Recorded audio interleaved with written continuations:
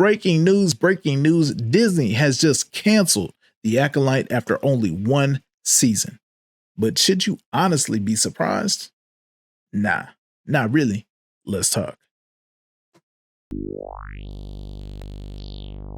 Now, was this project doomed from the start?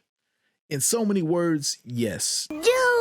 Doomed. Now, the thing about Star Wars is they have a broad fan base. You can't really put the fans in a bubble. I mean, you have old, you have young, you have men, you have women. Well, according to GWI and Nelson Report, 60% of the fan base is male centric. So when I asked myself, what was it about Star Wars that got you interested? What kept you there as a fan?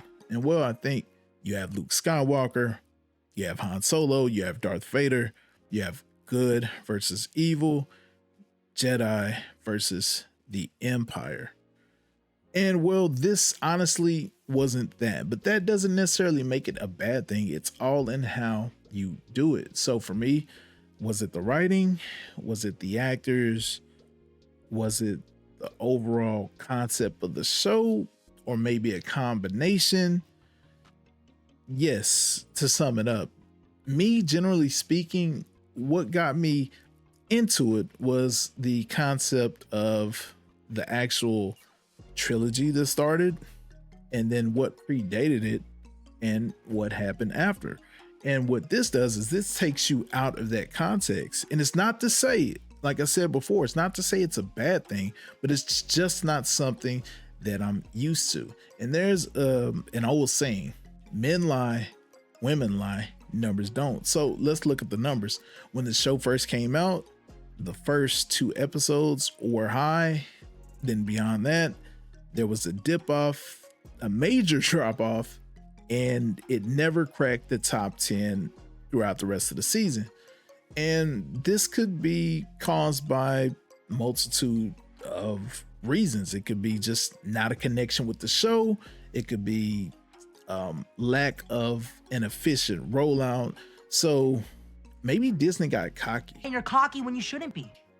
Maybe the success of Andor and The Mandalorian, how they release shows, they figured that it would work the same way, which I don't think it did, because people didn't really resonate with it because there was nothing to resonate with at the time.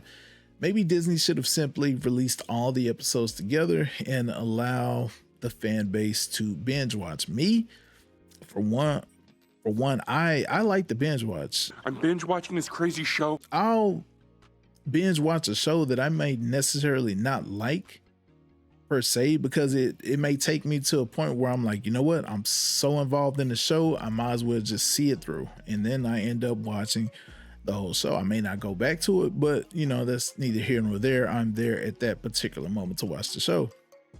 So with Disney's investment of $185 million, you have to think, is it really worth it to continue down this path? I mean, you've heard the reviews from fans, from critics, and they're not good. It could possibly cost more to try to get them out the red. And well, I don't think Disney was willing to take that risk. So I ask this, do you think they should have given it time, or do you think they couldn't have pulled the plug fast enough because the show was just not good? Let me know, comment down below. My name's Raymundo. This is Raymundo Speaks, your #1 spot for all your shenanigans and entertainment needs. Until next time, lock in, subscribe, Lego. Man, you know what would have really been interesting? If Luke Skywalker had joined the dark side. I bet that would have kept George Lucas up at night. Out. Dad, I got your voucher. Out!